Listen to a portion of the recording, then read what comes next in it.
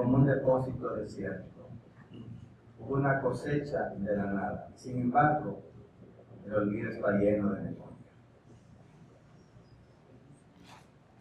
La esperanza acelera. La esperanza, es decir, aquella orientación del esfuerzo humano que fija su mirada en el horizonte utópico, está, creo yo, constantemente asediada hoy en día. Hay que entender este asedio para ir reconfigurando la esperanza, es decir, tenemos necesidad nosotros de esbozar, aunque sea pinceladas fuertes y trazos grandes, aquellas dinámicas sociales que se confabulan en contra de los más débiles y que actúan en complicidad con los más poderosos para crear subjetividades encontradas. Preguntarse por la mecánica de lo que milita en contra de la esperanza permite también plantearse el papel que debe jugar la memoria y el recuerdo en la configuración de la convivencia social, así como entrever la inagotable indicación del futuro en la cotidianidad. Y en el ámbito del despojo de la identidad de los más débiles por parte de aquellos que perversamente se han apropiado de su historia, esta interrogante permite bosquejar los papeles víctimas y verdugos y desafiar su ubicación social, alterando su protagonismo histórico para buscar una compleja unidad basada en la búsqueda de la verdad. El asedio al que hacemos mención tiene varias fuentes. En primer lugar, encontramos que la experiencia cotidiana de la falta de solidaridad que suele caracterizar la mirada desinteresada hacia las víctimas o las mayorías empobrecidas, termina por frenar las relaciones intergrupales de su eminente papel humanizador. Se acentúa el individualismo, se fomenta la cultura de masas, una que se caracteriza por su poca capacidad de reflexión y su escaso deseo de libertad. Se privilegia las relaciones estereotipadas y se inmuniza a las personas del sentido de apego primigenio hacia la familia humana. Esa mirada desinteresada debilita las vinculaciones de las personas con los grupos a los que pertenecen, promueve la desintegración comunitaria y reduce la creatividad y la autonomía. En segundo lugar, encontramos el mercado, que con su lógica, o mejor dicho, con su ilógica implacable, termina colocándose en los altares de la adoración fetichista, imponiendo su dinámica excluyente y cosificante. El futuro para el mercado deja de tener esas características que desafía el talante ético de cualquier acción y toma la especial peculiaridad de ser caníbal del tiempo, de tal manera que el futuro es deglutido por los intereses del presente. Al mercado no le interesa lo que se debe en justicia, sino lo que se debe comercialmente, contribuyendo así a la desconstrucción del tiempo y del espacio. El mercado construye y transforma a la persona en un mero consumidor, sujeto a las reglas de la oferta y la demanda, y particularmente susceptible al consumismo y objeto mismo del capital. El humano quedaría agotado en la embriagada conciencia de ser para tener, o en la enfebrecida complicidad entre el placer, la imagen y el objeto, translúcida una superficialidad abismal. En tercer lugar, la esperanza es asediada por el afincamiento de la injusticia, que como dato primero postula la desigualdad de las personas ante todo intento de acercamiento a la verdad. Entroniza una pseudo-racionalidad que se argumenta desde la impunidad y la descalificación, y de esta manera asegura la construcción de un mundo poblado con personas valoradas distintamente en función del poder, que unos tienen y otros no poseen, y del ejercicio del mismo. Pero como los numerosos estudios sobre la ideología han demostrado en los ámbitos del racismo, el machismo, la homofobia y la xenofobia, la injusticia no se revela como tal porque corre el riesgo de aparecer grosera e inaceptable. Como toda dinámica imaginante, busca ocultarse y revestirse con ropaje de institucionalidad y legalidad, y se apuntala con todo un andamiaje argumentativo del más rancio conservadurismo social, político y religioso. Justifica lo injustificable y naturaliza lo despreciable. Dicho con otras palabras, La injusticia, más que cualquier otra creación humana, tiene la capacidad de desarticular los intentos colectivos de bienestar social en virtud de su capacidad de propiciar la desigualdad y la de obstaculizar la formación de una cultura de paz basada en la verdad, basándose, como dice Dussel magistralmente, en el mecanismo del encubrimiento. Finalmente, y en cuarto lugar, la esperanza es asediada por la exclusión social, que permite que las personas vivan al borde de la existencia misma y que su vivir cotidiano esté plagado de inseguridades fundamentales, sean estas de orden material, social o cultural. La exclusión social está a la base de toda una gama de conductas anómicas que en última instancia dejan a las personas desvinculadas de un proyecto de vida realizable y ajenas a las preocupaciones y aspiraciones de los demás. Asegura que la brecha que separa a los que tienen acceso a los bienes materiales y simbólicos de la sociedad y los que se benefician de ellos y los que no tienen ese acceso se antoje como irremediable, natural e infranqueable. En definitiva, engendra una perspectiva de mundo dividido, jerarquizado en función del poder y el tener, e incuestionado en sus dinámicas deshumanizadoras.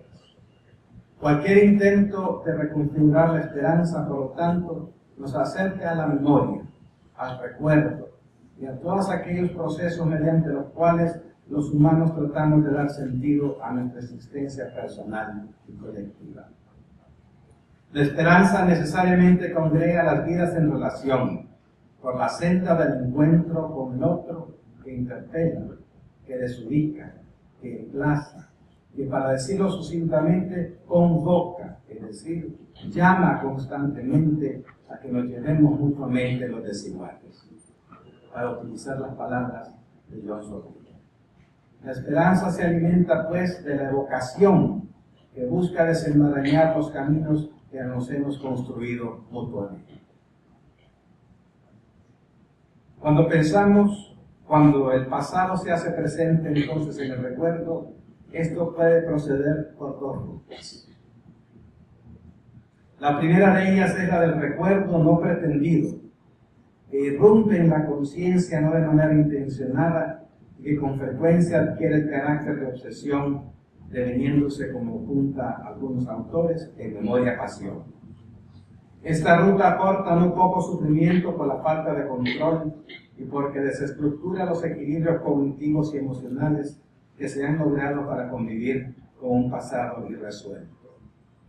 La segunda ruta, la que nos interesa aquí, es la de hacer presente de forma voluntaria un recuerdo, con la finalidad de que éste brinde elementos explicativos y marcos conceptuales para comprender los cambios que se han producido en instituciones, creencias y valores. Cuando relacionamos esta doble dinámica a las víctimas, podemos afirmar que la víctima tendrá que afrontar el reto de administrar adecuadamente lo voluntario, llamar a la fidelidad del recuerdo, y lo involuntario, superación de la deriva obsesiva ante el sufrimiento que no nos olvida, ante el pasado que no pasa para nosotros, mientras que quienes no son víctimas tendrán que luchar contra la tentación del olvido, contra la tentación de olvidar lo que no debe ser olvidado. Diferentes estudiosos de los procesos sociopsicológicos que acompañan eventos conmemorativos observan que estos tienen la característica de ciclicidad, es decir, la memoria se devuelve reiterativamente a aquellos acontecimientos que marcan hitos importantes en la vida personal y colectiva, de tal manera que se invierten importantes recursos cognitivos y emocionales para entenderlos. Las personas y los grupos que le conceden esa base identitaria a las personas tienen necesidad de estructurar y de reordenar el flujo del tiempo que con demasiada frecuencia se presenta de manera amorfa y se mueve de manera irreflexiva. De esta manera marcan su posición en ese devenir, se ubican socialmente, se entienden enraizados en un contexto histórico y se saben llamados a ser actores de su propio destino. En cuanto surge el sentido del tiempo relacionado con el espacio, entonces aparece la necesidad de producir puntos demarcantes en el flujo y la continuidad del tiempo. Es de gran importancia emocional para las personas y las colectividades ubicarse en el escenario que producen los actos conmemorativos, reconocer y señalar los distintos actores y objetos que le rodean, vislumbrar el tipo de relaciones que se pueden y deben tener con ellos, atisbar las implicaciones éticas que orienten su accionar y apropiarse así de su futuro. La inclusión de este imperativo ético o moral en la remembranza concede a las personas un sentido de identidad grupal y la plataforma para ejercitar esa fidelidad que acompaña a la memoria toda vez que ésta se reconoce como colectiva.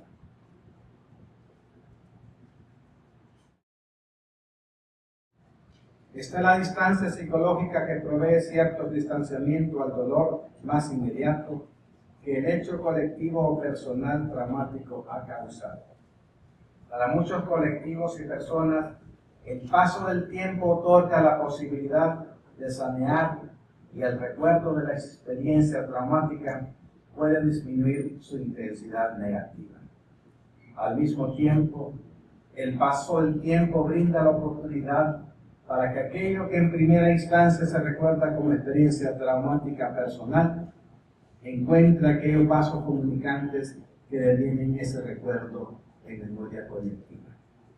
No hay que olvidar que demasiado pronto a un acontecimiento traumático, como puede ser la tortura, los desplazamientos forzados, las operaciones de tierra arrasada y las desapariciones, las verdaderas intenciones de aquellas personas que brindan ayuda puede estar mezclada de otras motivaciones. En algunas ocasiones puede velar las otras intenciones no necesariamente altruistas. Por otro lado, el tiempo reduce el dolor producido por el recuerdo traumático y le brinda al sobreviviente algunas herramientas emotivas y cognitivas para tratar de superar el efecto de la memoria dolorida en la vida cotidiana. Además, el tiempo tiene el efecto de clarificar esas motivaciones y de esclarecer las identidades de aquellas que se vieron afectados y de aquellos que ocasionaron el sufrimiento. Las investigaciones sobre hechos traumáticos, cuando son fructíferas, por lo general son más diligentes en identificar los autores materiales del acontecimiento, pero menos productivas en identificar los autores intelectuales. En el caso del asesinato de los jesuitas en Auca, por ejemplo, a pesar del aparato de encubrimiento que se puso en marcha inmediatamente del crimen, las diligencias investigativas lograron individualizar los autores materiales del mismo. Pero la justicia, aún hoy, 24 de julio de 2014, se ha mostrado perezosa, cuando no negligente, en querer llegar a los autores intelectuales. En segundo lugar, se precisa tener las acumulaciones de todos aquellos recuerdos necesarios para poder echar a andar de manera amplia aquellos conmemorativos que visibilicen la historia de las víctimas en medio de un clima que reclama el perdón y el olvido, e impone la amnesia como requisito indispensable a la reconstrucción del tejido social. Estos recursos implican, entre otras cosas, una presencia articulada de la narrativa de las víctimas en el imaginario social, una organización social posconflicto en que las necesidades de los sobrevivientes sean atendidas o al menos reclamadas de forma consistente y eficaz, y los apoyos solidarios de personas, instituciones y grupos que acompañan a los sobrevivientes en la hercúlea tarea de reconstrucción física y social tan necesaria para dignificar la vida de aquellos. A esto habría que agregar otro recurso importante, una necesaria depuración del sistema judicial tan comprometido en avalar un estado de cosas que favorecía la impunidad y que brindó el ropaje argumentativo y legal para ignorar las denuncias de las víctimas, las arbitrariedades y apuntalar las acusaciones amañadas de los verdugos. En otro lugar hemos señalado los efectos benéficos de las conmemoraciones desde las perspectivas de las víctimas. Entre ellos identificamos el hecho de que las conmemoraciones revisten de dignidad el sufrimiento de los sobrevivientes, otorgan objetividad a los sentimientos generados en los sobrevivientes y propician la solidaridad y la movilización social. El cúmulo de estos estos recursos permite que el recuerdo no sea un pasado debilitado por la acción de la fantasía o el ejercicio del poder, y tampoco sea un pasado memorizado que no tiene huella histórica. Al contrario, en vez de ser memoria hábito, es decir, una actualización de lo pretérito, es una memoria recuerdo, preñada de significado, que conlleva un reconocimiento del pasado por medio del cual vemos de nuevo, entendemos de nuevo lo que sucedió, comprendemos enteramente. Este conocimiento nuevo o fortalecido da una visión, una forma de ordenar los acontecimientos del pasado que identifica procesos reivindicativos por medio de las imágenes que genera. En palabras de una estudiosa del tema de la memoria, las imágenes producidas por la memoria ponen a su modo en el presente una realidad anterior que ha pasado. En este sentido implican la pretensión cognitiva de responder a la verdad de ese pasado, de expresar un reconocimiento del mismo. Con mucha frecuencia, esta conexión con la verdad se vivencia además con la tonalidad de la fidelidad, resintiendo esa fidelidad cognitiva como fidelidad personal a los implicados en el recuerdo. En tercer lugar, es difícil que el nivel de la represión sociopolítica dure tanto tiempo con la intensidad que le caracterizó al inicio, sobre todo si el evento colectivo que se rememora es un conflicto armado de cobertura amplia. Por lo que se lucha entonces no tiene ya un carácter armado, donde las partes contendientes se enfrentan, sino la pugna es sobre los significados de eventos trascendentales en el conflicto que aún persiste sin ser bélico. Para ello los grupos se valen de recursos semióticos, monumentos, días conmemorativos, películas, etc., y como productos culturales transmiten y evocan imágenes y actúan como referencia social. Aquí conviene señalar que el discurso oficial ha insistido en deslegitimar la vivencia de las víctimas e insiste en mantener el monopolio de las interpretaciones fidedignas de acontecimientos controversiales. En este contexto, algunos estudiosos de la memoria como fenómeno eminentemente social hablan del fetichismo de la memoria, por el cual entienden procesos y dinámica de manipulación ejercida por aquellos que detentan el poder para tratar de inhabilitar las narrativas comunitarias de las víctimas, saqueándolas de su derecho a contar lo sucedido. Se trata de someter la memoria construida en tiempos pretéritos a los caprichos del poder, al poder de cognición del presente, para de esta manera invertir, derogar y despreciar aquellas piezas que no resulten armónicas con una lectura contemporánea de la memoria en manos del lector e intérprete oficial. El efecto fantasmático de la fetichización consiste en presentar por natural y objetivo lo que tiene una carga de feroz volición e intensa pretensión manipulativa. Dicho de otra manera, el efecto pretendido de la historia oficial es la de silenciar el recuerdo colectivo, que no se ajusta a los requerimientos de aquellos que se erigen como los nuevos amos de la imagen, tergiversando y aún escondiendo la identidad de las víctimas y los sobrevivientes de la violencia.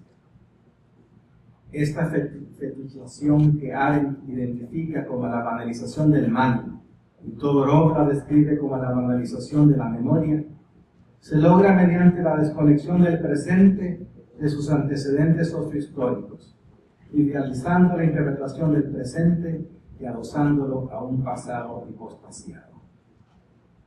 En otro lugar señalamos que la historia oficial, para poder afincar su versión de los hechos, intenta desarticular, e intenta desvanecer el nexo entre eventos efectivamente vinculados y de esa manera alimenta el fetichismo de la memoria.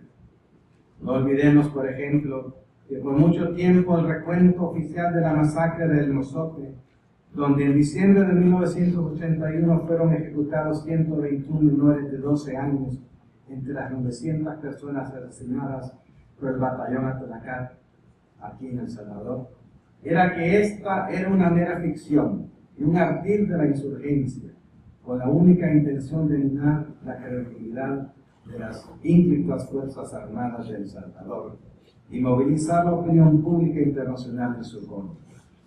Así, en testimonio ante el mismo Senado de los Estados Unidos, el subsecretario de Estado de aquel entonces, Elliot Abrams, declaraba que los reportes de esta masacre no eran creíbles y que eran utilizados por las fuerzas insurgentes como propaganda. El mismo presidente Cristiani aseguró en su momento que no existía ningún récord que indicara operativos militares en esos días en el departamento de Morazán.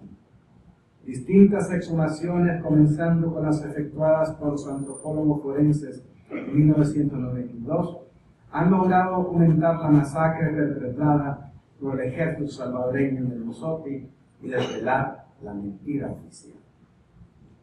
El fetichismo socava por medio de un lenguaje místico y luminoso que acosa y derriba dos intencionalidades que hemos identificado en los procesos de la memoria histórica y en las acciones conmemorativas: fidelidad para con el pasado y con las víctimas que no sobrevivieron la violencia, y la fuerza configurante del pasado en el presente, de tal manera que mantenga su relación dialéctica. En definitiva, el fetichismo de la memoria pretende la desaparición discursiva de las víctimas, para poner en su lugar lo banal, utilizando la intimidación psicológica y moral bajo el formato de una historia oficial.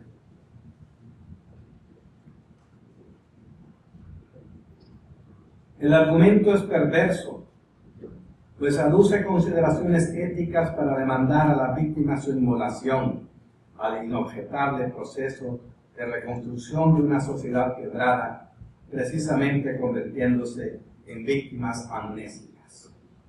No afiliarse a esa historia oficial es interpretada como deslealtad a los principios que fundamentan un orden nuevo de cosas arribado por medio de costos muy altos y sufrimientos muy profundos. Los actos conmemorativos, arropados de patriotismo y sentimiento cívico desmedido, y el pronunciamiento de discursos egocéntricos y autocomplacientes, cumplen así la función de crear el espejismo y haber llegado a una meta trascendental. En este avieso ejercicio de predestinación desaparece el derecho a la memoria histórica con vocación transformadora que les propio a las víctimas, el derecho a saber, el derecho a la justicia y el derecho a obtener las reparaciones suficientes y las garantías necesarias. Las manipulaciones del pasado por los que detentan el poder manufactura un presente injusto, demandando la identificación con los verdugos y hasta orquestando un macabro guión social en el que quedan homenajeados y enaltecidos los propios victimarios. Como elemento importante de la memoria aparece el perdón y el olvido. Difícilmente se repara el tejido social rasgado por la violencia sin que se haga presente el perdón. Muchos equiparan el perdón al olvido, es decir, al ejercicio de reconciliación proveniente de una memoria que en aras de un putativo bien común actúa al margen de lo que le es propio, recordar, ganar explicaciones en base a lo que sabe que es cierto.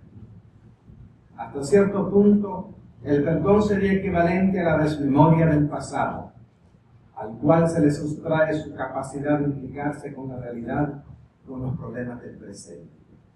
Es como si la memoria se agotara en el mero recuerdo del cual se puede dispensar sin mayores complicaciones. De esta manera, el perdón equivaldría a romper los lazos cognitivos y afectivos que une a las personas con su propia identidad, algo que retomaremos más adelante, al vincular a los colectivos de su imprescindible historia, en definitiva, a secuestrar el pasado en aras de su durante efecto de olvido. Todo ello se supone llevaría a la reconciliación nacional. En el caso de una sociedad que se reconstituye después de un conflicto armado interno, los actos conmemorativos como los que hemos tenido a lo largo de estos años, organizados del poder alrededor de un aniversario significativo, con frecuencia actúan como plataforma para promocionar una agenda política que tiene dos características esenciales. La primera de ellas es argumentar que no es benéfico para la sociedad seguir rememorando hechos pasados cuyo esclarecimiento supuestamente ya se dio y que cumpliría únicamente la función de alimentar rencores mezquinos. Así, por ejemplo, el presidente Flores, cuando nosotros en la UCA presentamos la demanda por el esclarecimiento de la muerte de los jesuitas, dijo en campo pagado en la prensa nacional que eso sería abrir heridas y que si el Estado le permitía a la universidad acceso a la justicia, tendría que dárselo a todo el mundo. Es decir, mejor injusticia para todos que justicia para todos. La principal tarea sería la de abocarse a la construcción de un futuro, que por otro lado se pinta como proyecto político enarbolado por los mejores ciudadanos, aquellos que encaminan sus esfuerzos a la construcción de una sociedad que coincide con los presupuestos ideológicos de los que detentan el poder. No abonarse a estos esfuerzos representaría, en el mejor de los casos, torpeza y en el peor de ellos, mala intención. El recordar, pues, los acontecimientos del pasado y aquellos cuyo sufrimiento quedó orillado debilitaría un proyecto común tan noble como impostergable. Es como si todo sucediese en el presente y todo sucediese aquí. El pasado importaría solo en cuanto selectivamente aporte imágenes vaciadas de evocación. El querer esclarecer responsabilidades en hechos horríficos del pasado, por ejemplo, sería imposible, porque el paso del tiempo inexorablemente habría prescrito dichas causas.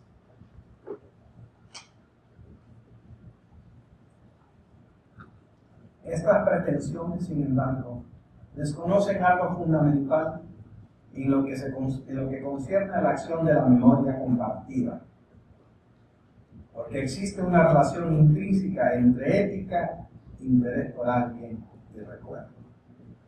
El recordar la violencia sufrida conlleva cierto deber ético y la olvidar el masculino.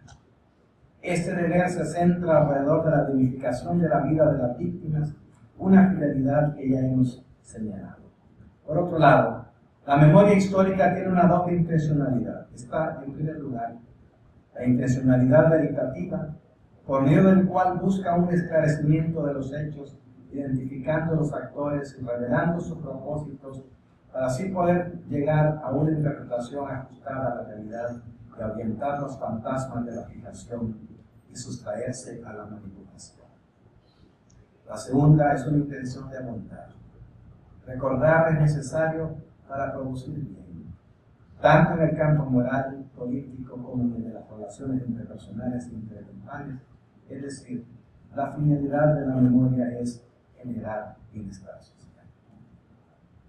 Iñárritu explica que en el campo de los relatos asociados a la violencia hay dos planos de conocimiento, uno fáctico, que tiene relación con el conocer la verdad de lo ocurrido, y otro moral, que conlleva identificar la relación que cada persona o grupo tiene en este relato y asociar esa relación a unas obligaciones primigenias, ya que no hay víctimas sin verdugos, empobrecidos sin enriquecerlos.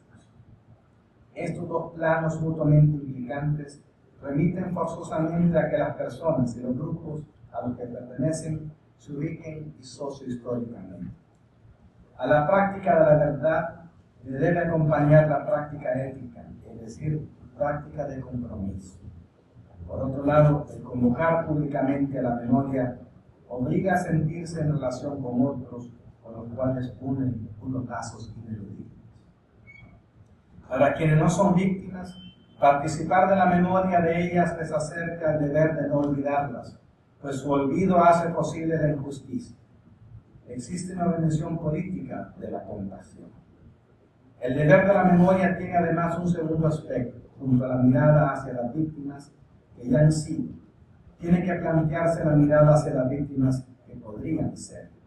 Esto es, tiene que tratarse de un recuerdo de tal naturaleza que motive iniciativas de todo tipo para que la victimización que se recuerda no se vuelva a repetir. Es aquí donde más correctamente podemos entender el perdón y el papel que juega en las relaciones intergrupales de reconstrucción social post-conflicto.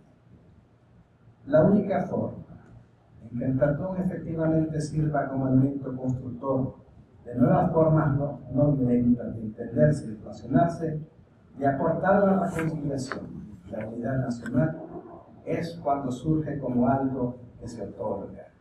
Como algo que se otorga en respuesta a una petición de arrepentimiento, es decir, cuando transita por la verdad. La Comisión de la Verdad y Reconciliación de Sudáfrica reconoció esto. Concedió perdón solo a aquellos que, reconociendo su responsabilidad de crímenes de lesa humanidad, pedían perdón a las víctimas. Más propiamente, las víctimas perdonaron. Así, la doble dinámica mutuamente implicante del perdón se hace necesaria para reparar el tejido social. Pedir perdón y otorgar perdón. Perdonar inexorablemente reclama el recordar. En cualquier caso, el denominado perdón legal de los victimarios en ningún momento debe obliterar el protagonismo a que las víctimas tienen derecho. El perdón no se arranca, se concede. El problema surge cuando las instancias oficiales lo demandan sin al mismo tiempo demandar el esclarecimiento de los acontecimientos que tanto dolor y pena causaron a personas y comunidades. Estas exigencias tienen muchas expresiones retóricas: darle vuelta a la página, no reabrir heridas, borrón y cuenta nueva. Pero todas están encaminadas a buscar el avasallamiento de las víctimas a la voluntad del poder y a garantizar la impunidad.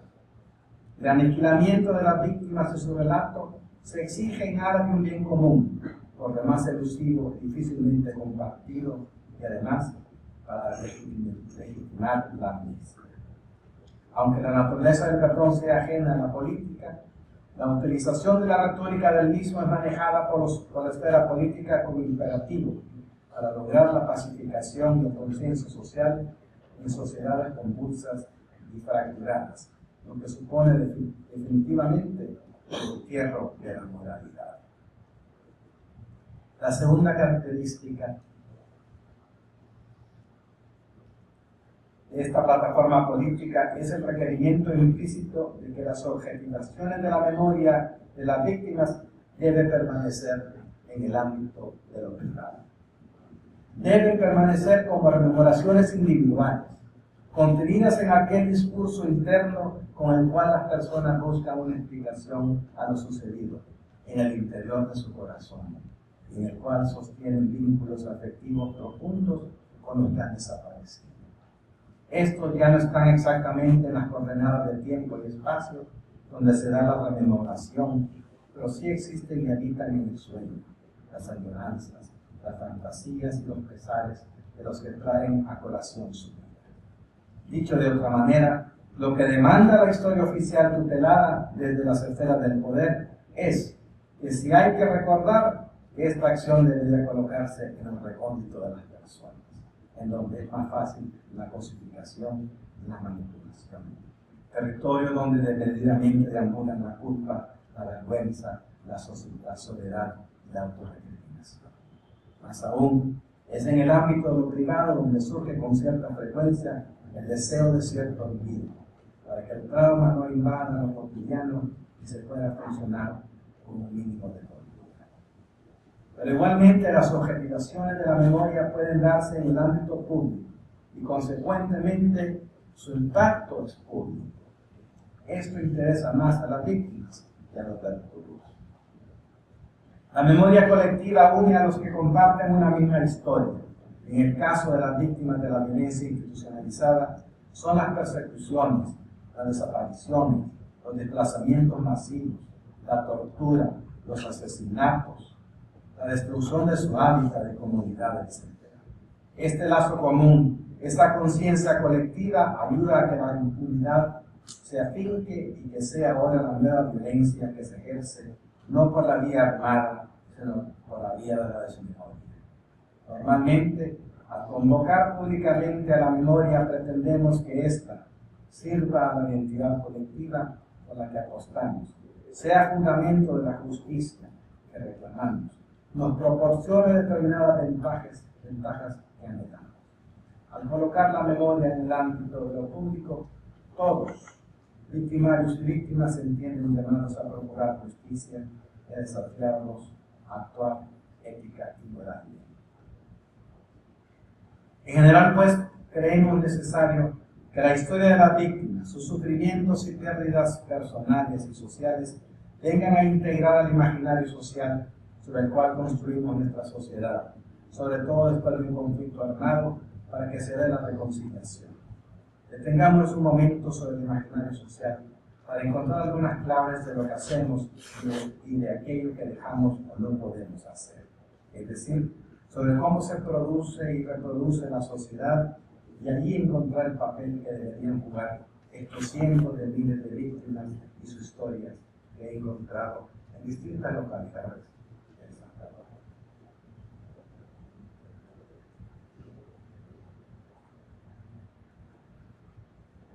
Toda colectividad posee una interpretación de lo que es y elige sus propios imaginarios.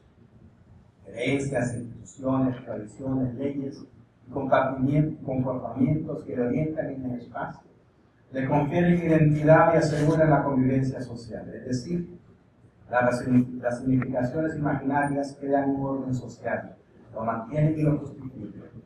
Es lo que se conoce como los problemas de legitimación, integración y consenso y de una sociedad.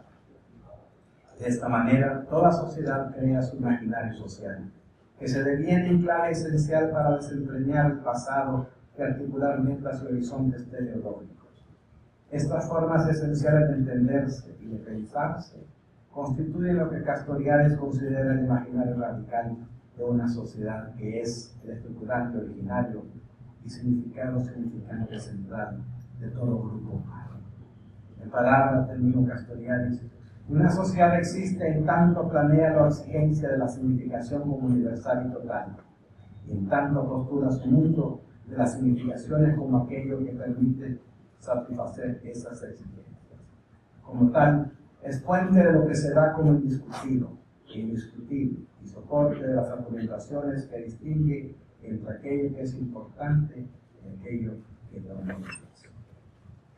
Desde este imaginario, las personas acceden a un pasado colectivo para encontrar y reconstruir allí aquellas dinámicas que les ayuden a entenderse y a explicarse, a situarse en el tiempo presente.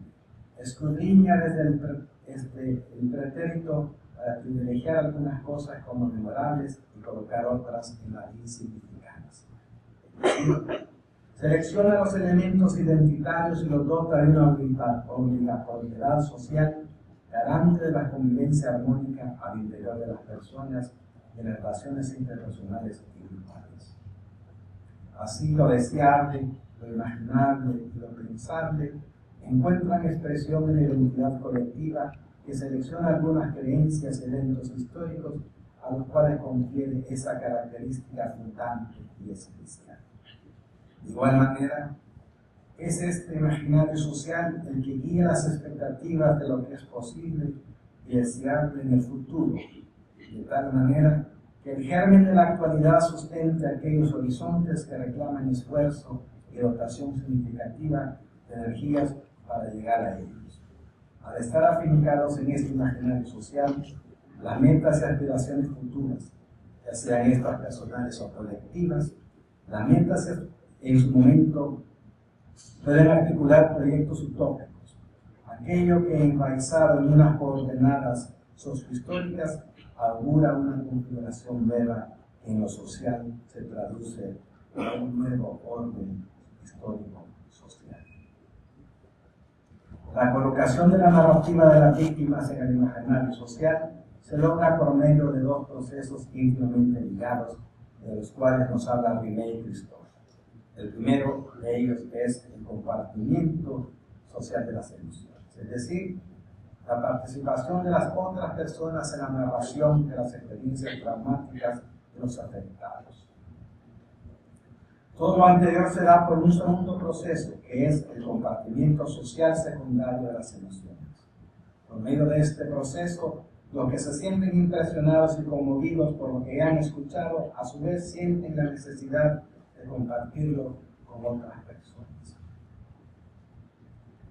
Estos dos procesos interrelacionados van creando una comunidad social que posee una memoria colectiva de acontecimientos traumáticos, que conoce y ha experimentado los sentimientos negativos asociados a esas pérdidas y violencia. Esta memoria colectiva sienta las bases para que las personas tengan una cierta identidad, tanto a nivel personal como social. Y voy concluyendo.